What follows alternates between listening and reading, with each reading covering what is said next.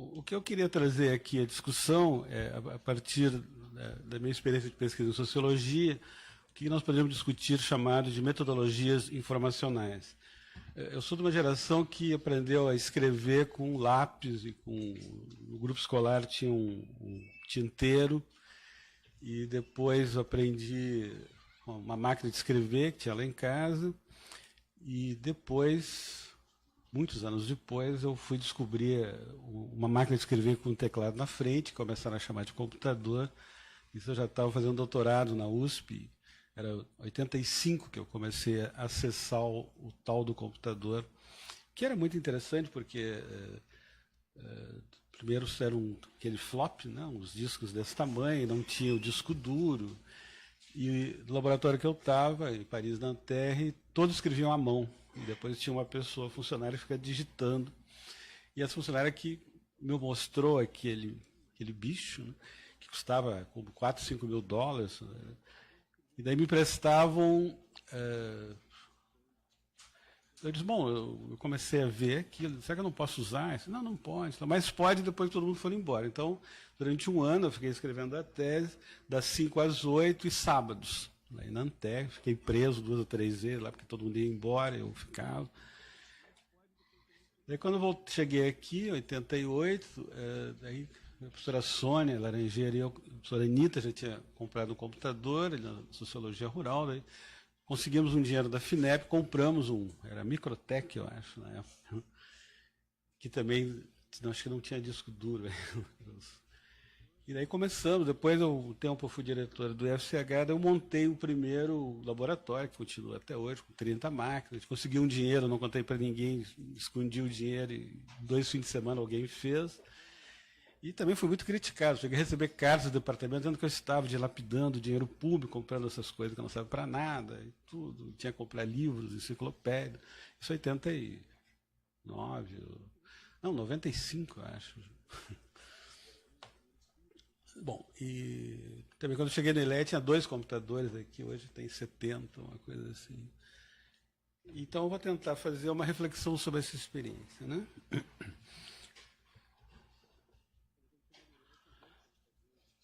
Bom, então a primeira ideia é de que há uma novidade no termos de metodologias, né? Quer dizer, há aquilo que o Bachelard falava, um novo espírito científico. Só que agora o novo espírito científico é dado por uma nova ferramenta que não havia na minha geração, né? Então, de algum modo, e a grande pergunta é essa, o que mudou, né? Eu lembro que tinha há escritores que nunca escreveram a máquina, dizendo que a máquina de escrever, porque você tinha uma folha, tinha uma coisa chamada parágrafo, que antes talvez não houvesse, e que aquela máquina de escrever, então, ia aprisionar o pensamento. Então, por isso que não se escrevia a máquina. Eu ouvi minha vida inteira, somente na minha área, de que o computador também nos aprisiona, que é um absurdo esse negócio e tal. E até hoje tem gente que não usa o tal do computador. Ou pelo menos usa, mas não diz, né? Também tem essa. Então, a grande pergunta, eu acho, em termos de metodologia de pesquisa, é qual é o efeito sobre o nosso modelo cognitivo a partir dessa nova ferramenta. O que mudou no nosso modo de pensar, no nosso modo de construir a consciência, dizia o professor Carlos Alexandre ontem, o que mudou, né? Então, por um lado, nós temos toda essa possibilidade de análises quantitativas, análise multivariada, análise correspondente. Isso, por exemplo, na URSS tem desde os anos 60. O professor Elcio e outros trabalhavam sobre, né, acho que você trabalhou também, era o A130 da IBM, que era 2 vezes esse prédio, ficava lá no CPD, né, com cartões perfurados, etc. Mas isso sempre era com pacotes estatísticos. Óbvio que, eu lembro que o único curso que eu fiz de informática, infelizmente, era sobre linguagem Fortran na PUC, eram 500 pessoas. Só um amigo meu, que foi depois reitor do Unicino, o Will Wolf, conseguiu fazer o programa, e quando ele fez o programa, estourou o computador. E naquele tempo havia a profissão de digitador, né? Então, vejam, A grande novidade foi, a partir dos anos 90, quando se começou a usar o computador para análise de dados, vamos chamar assim, qualitativos, principalmente textos, né? O que foi toda uma inovação. E aí, então, a possibilidade de trabalhar com outros materiais qualitativos, né? Então, a questão que se coloca é isso. Nos vários momentos da pesquisa, na análise do material empírico, na lógica da inferência, na lógica da descoberta, na ampliação da imaginação interpretativa, qual é o efeito que essas novas metodologias produzem na gente? Em outras palavras, né? Essas metodologias informacionais afetam a nossa consciência de pesquisador? Óbvio que falar isso para vocês deve ser mais ou menos pouco desnecessário, porque vocês nasceram, a grande maioria aqui nasceu usando computadores. Não é o caso, mas eu acho que ainda muitos usamos o computador como se fosse uma máquina de escrever um pouco mais sofisticada, mais bonitinha e tudo. E a própria internet, o que eu faço com a internet, né? Então, vejam. Daí é possível levantar algumas questões. Qual o efeito dos aplicativos ao planejar a pesquisa, ao elaborá-la, ao fazer o orçamento, fazer o cronograma, fazer o desenho da análise, né?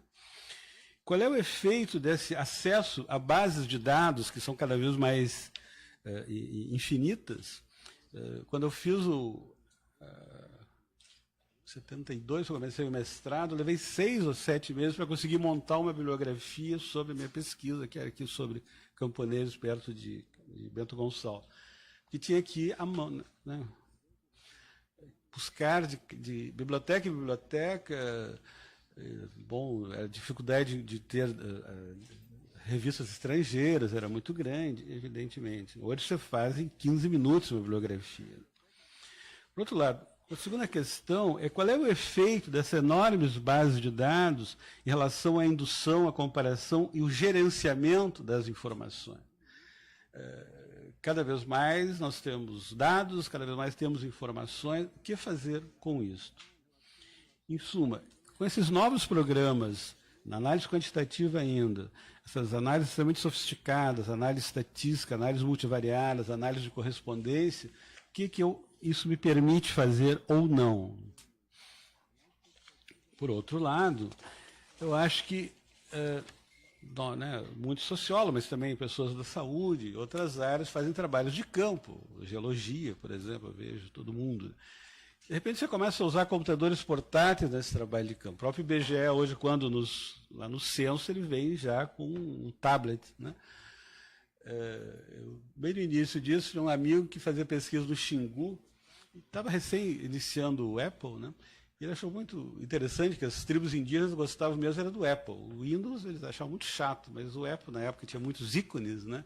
Então toda aquela consciência indígena era muito mais afeta ao Apple do que outros. Como é que eu trabalho com crianças, né? Que hoje já com 2, 3 anos estão, né, nesse mundo digital, das telas digitais, acessando a uma infinidade de informações. E no limite, eu vou falar isso contra o presidente Macron, porque na França foi proibido, esse gesto seria proibido na França, por lei. Não posso usar o computador numa sala, como é que chama isso? Um celular numa sala de aula, né? E eu acho que isso é um problema. Eu já tive em debates sobre isso, tinha somente o pessoal da área de direito dizia, não tem que já pôr o aluno no ECA, 1, 2, 3, leva para a delegacia, etc., confisca os celulares. E eu fiz essa pergunta muito timidamente, quase fui preso por causa dessa pergunta. Como usar o celular numa sala de aula? Ainda mais que agora ontem nós descobrimos o Tinder do genoma e essas possibilidades novas que a gente tem, né? Então, vejo, toda a discussão que foi feita a partir do início do século XX, né, que foi sistematizada por vários autores, mas vou usar muito Bachelard, Kuhn e outros, que deram conta da grande novidade em relação, a partir da física, da relatividade, depois da física quântica, depois de todas as modificações da biologia molecular, etc. O Bachelard escreveu em 49, nos anos 40, ele tentava refletir sobre 50 anos de produção científica, ele era um professor de química do secundário francês, Gaston Bachelard, qual era o efeito daquilo. Então, hoje, acho que cabe realmente fazer a pergunta seguinte: qual é o efeito dessa nova revolução científica, um pouco esse é o objetivo nessa nossa semana, 50 anos depois, o que mudou na ciência? Principalmente na sociologia, eu via que a sociologia às vezes ficava querendo ser a física, mas a física do século XIX. Nós somos muito ignorantes, nós só sabíamos a física lá do século XIX. Quando você começou a estudar física quântica, fractais, etc., indeterminismo, do Heisenberg, os sociólogos começam a dizer, não, mas isso não é ciência. Né? O que é engraçado é que quando a gente hoje vê, foi tudo discutido aqui ontem, a questão das relações, de como se estabelecer relações no mundo, isso foi o grande objeto da sociologia e também do romance policial. Né? Tem vários autores que mostram que o Sherlock Holmes era tão cientista quanto o Darwin na época. Né? A literatura foi às vezes, muito mais adiantada do que nós das ciências sociais. Então, a computação, e aí a frase do Edgar Morin, que andou várias vezes por aqui, eu acho genial, entre outras coisas, ele vai dizer: devemos completar o cogito ergo sum cartesiano por um cogito ergo computo ergo sum. Penso, logo computo, logo sou. Então, aqui a noção de computação passa a ser central. O que é computar? Né? E computar com o uso de ferramentas e de máquinas. Né? Então, um dos primeiros livros que eu descobri por aí era do Pfaffenberg. Meus alunos chamavam de Fafá, depois algum deles levou o livro, de 1990. Né? Então, o Pfaffenberg discutia o que era usar a informática em 1990 para a área de ciências humanas. E algo que ele dizia que eu acho sempre me falou interessante, ele dizia que você trabalhar com a máquina, na realidade, é uma relação social. Quer dizer, uma vez que você começa, você sabe um pouco digitar e alguns... Eu me lembro que os primeiros programas que a gente comprava aqui do Windows, os manuais eram desse tamanho. Eu fui o único que leu os manuais. Eu li o manual como lia um romance, notava. E os amigos da informática diziam: você é imbecil, porque ninguém faz isso. Né? Nem os caras que escrevem os manuais, que cada um escreve um capítulo, leu todo o capítulo. Eu lia lá. Vocês devem se lembrar, era desse tamanho os manuais. Hoje nem tem mais. Né? A gurizada não lê mais manual, vai por ensaio e erro, talvez seja muito melhor. Então, de repente, essa relação homem-máquina não é nem a mente, nem a máquina, é algo novo. E é esse algo novo que eu acho que a gente precisa se dar conta. Né? Então, há mudança nas ciências sociais, que está nas outras ciências também, provocadas pelos impactos da tecnologia da informação. Que há novos modos de observar. Quando surge a internet, por exemplo, a gente pode fazer análise comparativa de modo que nunca tinha sido possível antes. Talvez os grandes historiadores fizessem, mas ainda, né, com grandes bibliotecas, etc. Hoje você podia fazer em casa, fazer um fenômeno que eu estava estudando aqui em Porto Alegre, eu podia ver o que acontecia na China, no Japão, etc., etc. Na apreensão e na explicação disso. Né? Então, acho que a gente podia pensar que existe uma nova epistemologia, quer dizer, uma nova relação sujeito-objeto, né? Que é exatamente, primeiro supera essa antinomia qualitativo-quantitativo. Isso não existe mais. Tanto que eu posso fazer análise de romance, há autores que fazem isso, que depois eu quantifico. Ou eu posso fazer análises de SPSS, por exemplo, e que depois eu qualifico. Né? Então, não existe mais, isso ainda, na nossa área ainda existe muito isso. Alguns dizem, não, só existem métodos quantitativos, outros só existem métodos qualitativos. Na realidade, não existe mais nenhum dos dois, existe método informacional. Então, isso, nós podemos ver isso em pelo menos 8 ou 9 efeitos. No momento que eu vou registrar o dado, no momento que eu vou, então, obter a informação observável, eu agora consigo passar a ter uma visão mundial. Né? Eu consigo montar bases de dados, portanto, eu consigo fazer comparações que vão muito além daqueles 20 ou 30 pessoas que eu entrevistei, ou daquele banco de dados sobre Porto Alegre. Eu posso comparar o mundo. Então, pela semelhança, pela homologia e pela diferença, isso me dá novos insights. Né? Segundo lugar, na construção da explicação. Eu tenho novos procedimentos entre indução e dedução. Imagine o Sherlock Holmes com um computador. Seria muito melhor, né, e não teria tanto que fazer as coisas que eles faziam. Né? Então você tem uma enorme dialogicidade, que uma vez eu chamei isso de caminho da viagem inversa. Né? Eu observo, eu deduzo, eu construo, eu observo, né, de um modo infinito. Em terceiro lugar, as possibilidades de formulação de hipóteses, o nosso grande modo de fazer ciência, né, é multiplicado, porque eu tenho aí a capacidade de fazer relações, como a gente mostrava ontem, cada vez mais complexas, cada vez mais multidimensionais. Eu posso trabalhar com variáveis que antes eu não podia controlar. Né? A própria análise multivariada ela tem um limite. Hoje, quase a gente não há mais limites. Né? E, óbvio que isso aí levanta uma outra questão, é o que eu faço com esse mundo que me chega às mãos? E aí eu acho que volta a questão do método, né? E do conceito, e do projeto teórico. Não existe, em todas as ciências, não existe trabalho que você não tem um projeto de pesquisa. O que é um projeto de pesquisa? Aquilo que eu ainda não sei, mas que eu parto do conhecimento anterior, formulo, né, o meu arsenal teórico e hipóteses, que é uma resposta antecipada àquilo que talvez eu venha a descobrir. Por outro lado, isso leva ao que os autores chamam de mineração de dados, no sentido que cada vez mais eu vou, né, como na geologia, eu vou descobrindo cada vez mais camadas que vão me dando informações sobre o tempo do mundo, etc. Ou o próprio Big Data, que hoje é a grande novidade. Né? O ILEA, nós vamos sediar um laboratório sobre isso esse ano, que é o que eu faço com esses Big Data? O próprio Google, você entra lá no Google, hoje eles te dão 500 pesquisas sobre aquele assunto. O que eu faço com isso? A questão mais, hoje, há protocolos e revistas, e mesmo em fundações internacionais, que você tem que publicar não só a revista, como publicar a sua base de dados. O que leva a outros problemas que depois a gente pode discutir.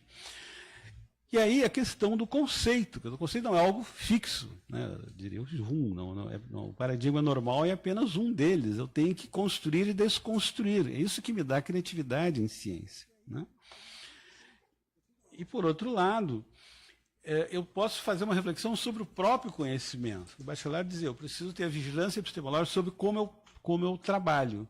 Óbvio que isso é uma questão coletiva, alguns o fazem mais, outros menos. Mas, em todo caso, eu preciso sempre estar me perguntando o que eu faço com isso que eu estou descobrindo. Bom, daí nós podemos chegar, por exemplo, uma possibilidade, entre outras, é a construção de mapas cognitivos, de diagramas, né? Que seria análise estatística, chamar isso de matriz de correspondência ou análise matricial. Aqui eu estou trabalhando mais com informações e discursos. Eu tento reproduzir como pensa aquele grupo, aquele autor, aquela pessoa, por exemplo, em literatura eu posso fazer isso, tem autores que fazem isso, coloca lá, principalmente nos Estados Unidos, você tem muitos romances digitalizados, você coloca lá 50 romances, você consegue reproduzir as principais palavras que o Balzac usou, que o Érico Veríssimo, etc., etc. Você pode inferir. Né?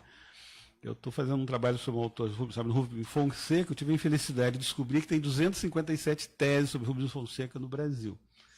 Eu não tenho tempo para ler 250, talvez nem fosse interessante. Eu coloquei no NVivo, comecei a ver que, assim, lógico, não consegui as 257, consegui 30, mas já dá para trabalhar. Bom, e aí você tem uma série de programas aplicativos, que alguns vão ser discutidos aqui, NVivo, Max, Ethnograph, Excel, SPSS, ArcView, o Cinet, muitos já disponíveis até na URGS, na rede, né? Então, a questão toda é como é que eu vou reconstruir um mapa cognitivo, né? Como que eu vou reconstruir como essas pessoas estão vendo o mundo, ou explicando o mundo, ou demonstrando o mundo. E aí isso me leva a uma reorganização do espaço-tempo. No sentido de que, por um lado, nós temos hoje que é um espaço que é mundial, né, que você tem o local, mas você também é nacional, e o mundial, isso está muito interrelacionado. Nós estamos aqui com o McDonald's, nós estamos aqui com o Apple, nós estamos lá com não sei o quê. E as escalas se alteram. E um dos problemas de pesquisa é como descobrir essas escalas. Os limites dos objetos, né, as inferências possíveis desses objetos, vocês viram aqui vários professores falaram de materiais dos Estados Unidos, da Europa, da China, etc, etc. Portanto, se altera o espaço, se altera a distância. E o próprio tempo político se altera, no sentido que, seja por um lado, nós estamos muito enclausurados, muitas vezes, no presente, não, eu quero conservar o mundo como está, mas também é toda uma busca de um novo, né, não apenas na ciência, mas também na sociedade. Isso me leva a toda a questão da interdisciplinaridade, né, que eu acho que a sociologia hoje é cada vez mais interdisciplinar e mais complexa. Não há soluções simples para nada, a não ser para um demagogo de plantão, né? E por isso que uma vez também quase não gostaram muito quando eu propus uma sociologia fractal, né? Ou seja, os fractais, vocês conhecem, estruturas geométricas, imagens de objetos abstratos com dimensões funcionais irregulares, com aparência multiforme, que tem características semelhantes multiplicadas numa escala com uma complexidade infinita, e também, aí a questão é como desfractalizar, não sei se a palavra existe, ou seja, como nós desenvolvermos a flexibilidade, a inter-relação, primeiro, das várias dimensões do mundo, e segundo, dos vários momentos da pesquisa. Antigamente, eu fazia a minha hipótese e ela ia até o final do meu trabalho. Hoje, lá, quando eu estou na conclusão, eu posso dizer, não, mas eu posso alterar a hipótese, porque eu posso usar um software e reanalisar os meus dados a partir daquele insight que eu tive lá quase no final do segundo tempo. Antes era impossível, né? Hoje eu posso fazer, eu posso retrabalhar esses dados, né? Eu vejo nas revistas internacionais, quando muitas vezes, em outras, não na sociologia, mas em outras as pessoas vão requalificar a pesquisa feita, ver se de fato não foi uma fraude, etc, etc, né? Portanto, se tem a construção de inferências multidimensionais, mediante as combinações de espaço-tempo interativas, que, exatamente pelo uso das ferramentas informacionais, são hipertrofiada, a multimídia. Eu posso trabalhar com diferentes espaços. Hoje, o NVIDIA, por exemplo, eu posso trabalhar com imagens, eu posso trabalhar com vídeo, eu posso trabalhar com sons, não preciso mais transcrever. Meus alunos perderam muito dinheiro com isso, porque eles, coitados, a gente tinha que pagar uma miséria para eles transcreverem entrevistas, né? Hoje isso não é mais necessário, se você quiser, né? Por outro lado, você tem esse hipertexto, quer dizer, um texto que vai se refazendo e desfazendo, que vai agregando outras informações, inclusive de outras áreas. Tem um físico, o físico, por exemplo, escreve que para você aumentar a criatividade científica, você tem que ter uma boa cultura em artes, né? E o professor Olívio Amaral tem a melhor biblioteca de poesia que eu conheço. A professora Ângela Wise faz poesias, outros professores da URGS, alguns aqui presentes fazem. O professor Gentil, que foi diretor da matemática, hoje escreve contos e poemas. O professor Arthur, da matemática, faz poesia. Então, é muito interessante que exatamente o passar por vários mundos permite que eu explique melhor aquele mundo que eu estou preocupado. Então, nós podemos, né, chegar até... O Bachelard dizia que a história das ciências mostrou que há uma correspondência entre as tecnologias, né, o tal do telescópio, o tal do microscópio, etc., e o processo de produção de conhecimento. Eu acho que a questão hoje que se coloca, interessante, é o contrário também. Qual o efeito teórico das novas ferramentas, né? O que isto mudou na minha consciência? O que alterou o meu modo de pensar, de explicar, de fazer ciência, né? Veja a questão da internet. De algum modo, uma vez eu fiz lá, eu pedi para meus alunos, vamos estudar direitos humanos na Argentina. Daí alguém lá descobriu que tinha, isso há 20 anos atrás, 4.000 páginas, hoje deve ter 4 milhões. Óbvio que eles só leram as duas primeiras, né? E exatamente, hoje as duas primeiras são pagas, ou o tal da Wikipedia, etc, etc. Que até em língua inglesa o pessoal usa muito. Mas o que eu faço com as outras 4.000 páginas da internet sobre esse tema que eu estou querendo estudar, né? Então, quer dizer, e dentro das instituições de ensino e pesquisa, o que eu faço com a sociedade da informação? né? Na URGS nós construímos nisso, hoje deve ter, ninguém sabe quantos computadores tem na URGS, deve ter 4.000 talvez, não sei quanto. Mas o que eu faço com isso? Né? É só para eu mandar e-mail, para eu entrar no Tinder, ou posso fazer outras coisas mais interessantes, ou menos interessantes? Né? Então, essa é a dúvida pós-cartesiana, no sentido que não basta eu perguntar sobre os meus procedimentos de pensar, eu tenho que perguntar sobre os efeitos epistemológicos dessas metodologias sobre o próprio processo de produção de conhecimento. Como é que eu fazia, né, estudos biológicos antes do microscópio? Né? E como é que eu faço agora que se eu faço uma pergunta, eu tenho aqui respostas, né, e até a barreira das línguas não tem mais, que tem um tal do Google Translator. A última vez que eu tratei com tradutores, eles disseram, não, você passa o teu Google Translator para mim, que depois eu vi. Uma outra profissão que se foi embora. Né? Então, para concluir, como utilizar científica e socialmente o celular na sala de aula, no laboratório, até pelo menos que não os proíbam. Muito obrigado.